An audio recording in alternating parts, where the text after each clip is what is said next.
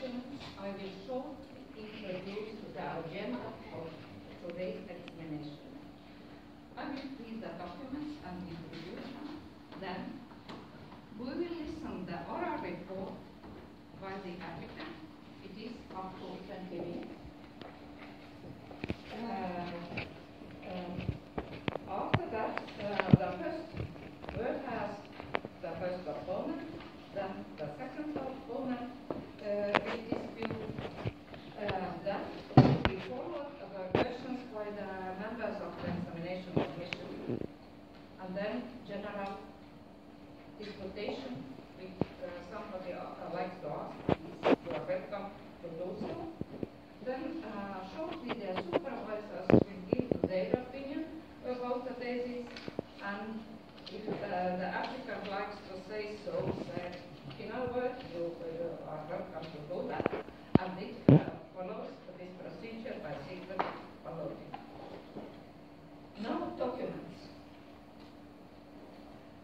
First of the documents is the application as it is in Estonian. I will read it in Estonian.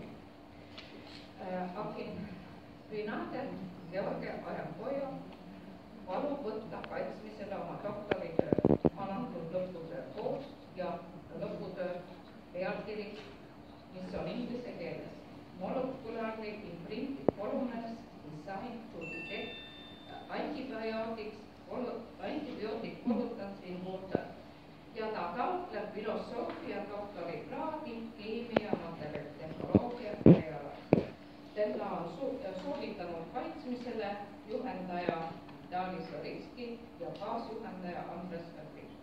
Dekanaadi märge on, et ta on sooritanud õpiku 60 EAP ulatuses kaalutud keskhindega 4,9 õppekaval materjali ja keemiatehnoloogia ja dekaan Arvo on ta lubanud kaitsmisele 14. mail. Now, in my hands is Dean's order from the 14th of May on a formation of the examination commission and naming the opponents. And it is as follows. I will introduce now the members of the examination commission. Dr. Anna Hoi, Emerit Professor Mihkel Kaljuran, researcher Ilya Krasnov, Assistant Professor Christoph Novarita, vanemteadus Rohmika Rinke, and opponents of the thesis and me as a head of the commission, and the opponents are Christoph Novarita from Institute of Physical Chemistry of the Polish Academy of Sciences, and second opponent, Rohmika Rinke, University of Tartu. So, this is ready. Now, here is the thesis in printed form. Also, the reports by the book opponents, they need to be signed as well, and opinion by the supervisors. So, all documents are ready and completed, and now, George, floor is yours, please. You have time up to 20 minutes, please. Good afternoon, the chairman, members of the Defense Committee, and the audience. My name is George Ayankojo, and this afternoon I will present to you my defense, my PhD defense titled Molecularly Imprinted Polymers Designed to Detect Antibiotic Pollutants in Water.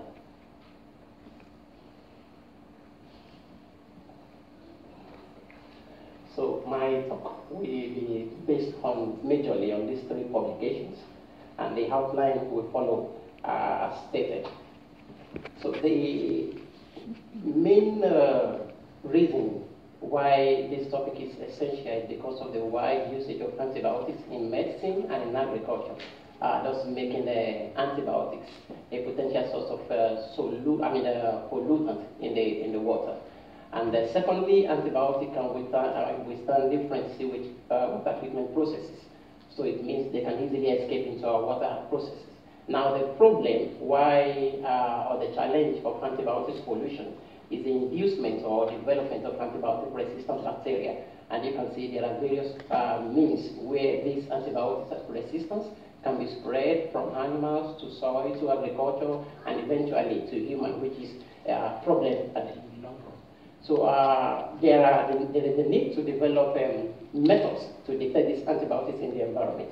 Mass spectrometry and chromatography detection techniques are widely used, and but they are limited because they involve the use of large instrumentation, and then they require complex sample preparation. So which means there will be a time of waste and cost. So there is need to develop cost-effective and selective methods for antibiotic detection in the environment. Now, one of those potential solutions is molecularly imprinted polymers, which are actually functional polymeric materials that have predetermined selectivity for any given analyte. And this is achieved by polymerizing the monomer in the presence of the target molecule to have the polymer matrix with the embedded template molecule inside. And by some washing out process, if we remove the target molecule, we will create a cavity which can subsequently recognize the target molecule in terms of the size, the shape, and the arrangement of the functional group. So molecularly imprinted polymers have a lot of advantages, basically in form of stability, improved shelf life, and of course we can prepare detection for analytes with no natural receptors, and so they are being used in a lot of application fields. Now, MIP exists in various configuration or formats, but in sensor development, thin MIP films seems to be the best configuration because of the short diffusion path through which the analyte have to pass to the active site. But in developing MIP sensor films, there is a need for integration of the MIP film with sensor transducers, which can detect changes due to optical, piezoelectric, and electrochemical measurements. And as a result of that, level-free sensors have a lot of advantages which are very suitable for MIP development because they ensure simple and direct analysis, and so they reduce time and cost. Also, they help us to obtain kinetic and equilibrium data within a very short period of time. And most importantly, with MIP level-free sensors, you can monitor in real time the molecular interaction occurring on the sensor surface. So the main aim of my work is actually to fabricate thin polymeric film as recognition layers on level-free sensor transducers that will ensure a robust and selective detection of antibiotics in the environment using basically the principle of molecularly imprinted technology. And so to achieve the aim, several objectives were set, basically to develop methodologies for a direct fabrication of antibiotic MIP films on the level-free sensor transducers. Secondly, we have to probe the recognition capacity of the fabricated film and then analyze the selective properties of this antibiotic MIP recognition, especially in aqueous media.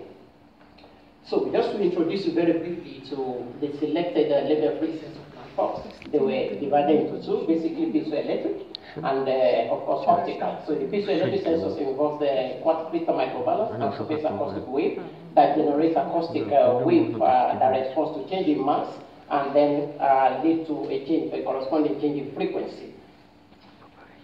Also, it's optical level-free sensor surface plasmon resonance, which generates surface plasmon that responds to changes in refractive index following the binding of absorption on the surface of the MIP. So we selected two target molecules, antibiotics, including sulfametazole and amoxicillin, because they belong to two large antibiotic families, and these antibiotics have wide spectrum against most gram-positive and gram-negative bacteria, and of course, as a result, have been widely used in human and veterinary medicine, especially for the treatment of infection, urinary tract infection, basically. And most importantly, these molecules have partial absorption in the body. So up to 90% of this molecule can be excreted in the environment. And as you see, the concentration range for this molecule present in the environment is between 0.2 to 7 nanomolar. So to prepare the antibiotic MIP, several strategies were set out. Firstly, we have to select the functional molecule and a functional monomer. We have to form the polymeric matrix, and of course interface the antibiotic containing polymer films with the sensor transducers, and then remove this template molecule, as I said earlier on, to create the imprinted cavity, and then evaluate the rebinding of the sensor. So for this work, we used electrosynthesis and the soldier synthesis to prepare the polymer film. And the reason why is because electrosynthesis allows fast and easily controllable synthesis of the polymer, and it also allows us to directly form the polymer on the surface of the sensor transducers. And we have several, range of monomers to choose from. Also, in the case of soldier synthesis, we are able to combine organic and inorganic polymers in the form of hybrid materials, and then we can also achieve the formation of the sensor transducers on the surface of the formation of the film on the surface of the sensor transducers by coating techniques. So the functional monomer were selected combining computational and the experimental studies. Basically, by the computational study, we are trying to check which monomer template complex, pre-polymerization complex, will give the highest binding energy. And as you see here, MPD seems to give the highest binding energy with SMZ as compared to others, and then also with amoxicillin gives the highest binding energy. So MPD seems to be the best candidate for monomer for polymer film synthesis. And then we went a little further to examine if there is a kind of covalent interaction involved in this complex formation, and we carried out by nuclear magnetic resonance carbon-13 spectroscopy, and we saw that there is no shift in spectra, meaning that there is no covalent interaction. Also, in the case of amoxicillin, we try to use UVV spectroscopy study to determine, if truly there is a kind of a complex, just to confirm what we have, and then we see that there is a broadening and shifting spectra of the complex formed between the monomer and the template as compared to the individual molecules. So, in synthesizing the polymer film by electrosynthesis, we found that the growth of the film containing the template molecule is lower as compared to that of the polymer without the template. And for us to, subsequently evaluate reliably the MIP film, we have to compare with a reference in the form of the NIP. So we had to make sure that the thickness are actually the same. So we carried out editometric calibration so as to achieve a thickness between the MIP and the NIP film. And of course, as you see here, infrared spectroscopy was also carried out to check if the template molecule was embedded during the during the polymerization and then washed out. And as you see, we found the characteristic peak of SMZ in the molecule after synthesis, and then so after removal, we found that this really disappeared.